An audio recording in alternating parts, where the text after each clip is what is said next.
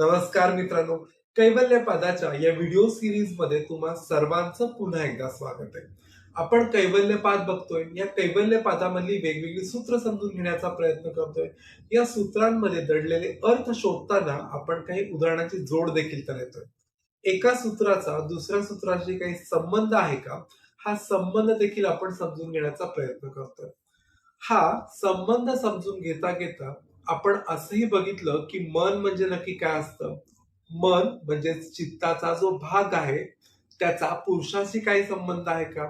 आज आपण 23वे सूत्र बघत आहोत आणि ज्याच्यामध्ये आपल्याला बघायचंय की हे जे चित्त आहे ते व्यावहारिक जगामध्ये नक्की कशा प्रकारचं काम करतं. हे सूत्र बघूया. दृष्टा, दृश्य, उपरक्तम, चित्तम, सर्व अर्थम या सूत्रातील एक शब्दांचा अर्थ आता आपण समजून घेऊया. द्रष्टा, द्रष्टा म्हणजेच काय की जो पाहणारा आहे, जो या निसर्गामध्ये सगळ्या ज्या गोष्टी आहेत त्यांच्याकडे पाहतो, म्हणजेच ज्याला आपण आत्मा म्हणू शकतो, ज्याला आपण पुरुष देखील म्हणू शकतो. पुढचा शब्द आहे दृश्य. दृश्य म्हणजेच काय की जी वस्तू आहे ती दृश्य आहे, म्हणजे पाहिली जाणारी अशी जी वस्तू आहे जी बाह्य जगात उपलब्ध आहे, जी आपण बाह्य वस्तू देखील म्हणू शकतो, म्हणजे जिची निर्मिती प्रकृतीपासून झाली आहे, अशा सर्व काही गोष्टी नजरेस पडतात अशा त्या.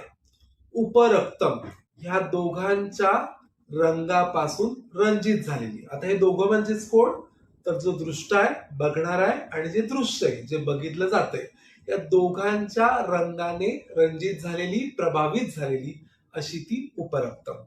चित्तम, चित्त म्हणजेच काय की आपलं मन, आपली जी बुद्धी आहे त्याला इथे चित्तम असं म्हणलं गेलंय. सर्व अर्थम, सर्व अर्थम म्हणजेच काय की जेवढे जेवढे विषय भूतलावरती जेवढे विषय आहेत ते सर्व विषयांना जाणणारा, एकूणच सर्वव्यापी सामर्थ्य असणारा असं देखील आपण त्याला म्हणू शकतो.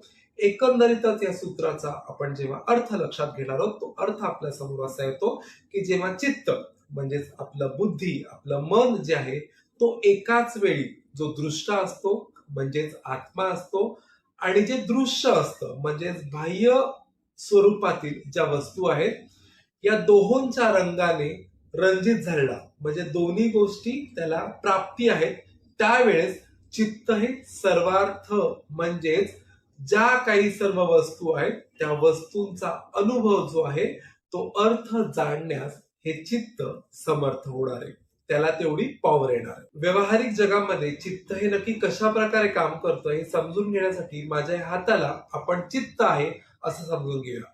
याची जी एक बाजू आहे ती पुरुषाकडे म्हणजेच आत्म्याकडे असते, तर दुसरी बाजू ही बाह्य जगाकडे बघणारी असते. जी आत्म्याकडे म्हणजेच पुरुषाकडे लक्ष देते ती बाजू आत्मा नक्की कशा प्रकारे ज्ञान संपादन करतोय, त्याला ज्ञानाची प्राप्ती कशी होतीये, तो शुद्ध चेतन स्वरूपी कसा आहे हे सगळं बघत असतो. आणि जी बाह्य बाजू आहे ती निसर्गातल्या सगळ्या गोष्टींवरती नजर ठेवणे, बाह्य जगाचे रूप कसे आहे, बाह्य जगाचा रंग कसा आहे, बाह्य जगाचा आकार कसा आहे, या गोष्टींकडे ही जी बाजू आहे ती नजर ठेवून असते. चित्त या दोन्ही बाजूंना समजावून घेण्याचा प्रयत्न करत असतं. हे सूत्र समजून घेण्यासाठी आपण एक उदाहरण लक्षात घेऊया. एक व्यक्ती आहे जो चष्मा वापरतोय आणि चष्म्यातून त्याला सर्व जग दिसतंय, मात्र तो जेव्हा उन्हात जातो तेव्हा सूर्यकिरणांनी त्याच्या डोळ्याला त्रास होतोय, म्हणून तो सन ग्लासेस सारखा चष्मा घालतो, म्हणजे काळ्या लेअरचा चष्मा तो घालतोय. जेव्हा आपण उन्हात जाऊ तेव्हा तो चष्मा काळा होणार. बघा, चष्म्याच्या अलीकडच्या बाजूला त्या दृष्टाचे म्हणजेच तो बघणारा व्यक्ती तर आपण दृष्टा म्हणतोय, त्याचे डोळे असणार आहेत, त्याच्यातून तो सर्व सृष्टी बघतोय. आणि दुसऱ्या बाजूला आपल्याला सूर्यकिरण दिसतील, सूर्याचा प्रकाश दिसेल, त्याचबरोबर जो निसर्ग आपल्याला बघायचा आहे तो देखील आपल्याला दिसणार आहे. बघा, या ठिकाणी ही जी काच आहे ती चित्ताचं काम करते. काचेच्या एका बाजूनी त्या दृष्ट स्वरूपाचे डोळे असणार आहेत, त्या व्यक्तीचे डोळे बाजूचा निसर्ग बघणार आहेत, आणि दुसऱ्या बाजूला सूर्यप्रकाशाबरोबरच जी सृष्टी ही तुम्हाला काळ्या छटेमध्ये दिसेल. बघा, आज आपण नक्की चित्ताची सर्वार्थता काय हे समजून घेतलं. चित्त हे व्यावहारिक जगामध्ये कशा प्रकारे काम करतं हे देखील समजून घेतलं. मात्र कैवल्य पदातली अजून बरीच अशी रहस्य अजूनही उलगडणं बाकी आहे. ही माहिती तुमच्यापर्यंत लवकरात लवकर पोहोचण्यासाठी तुम्हाला करायचंय काय? तर हा चॅनल सबस्क्राईब करायचा आहे. आवडला असेल तर लाईक करा. तुमच्या मौल्यवान कमेंट्स, तुमचे प्रश्न यासाठी कमेंट बॉक्स खुला आहे.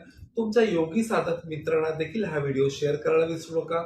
लवकरच भेटूया कैवल्य पदातल्या पुढच्या सूत्रासह. तोपर्यंत धन्यवाद.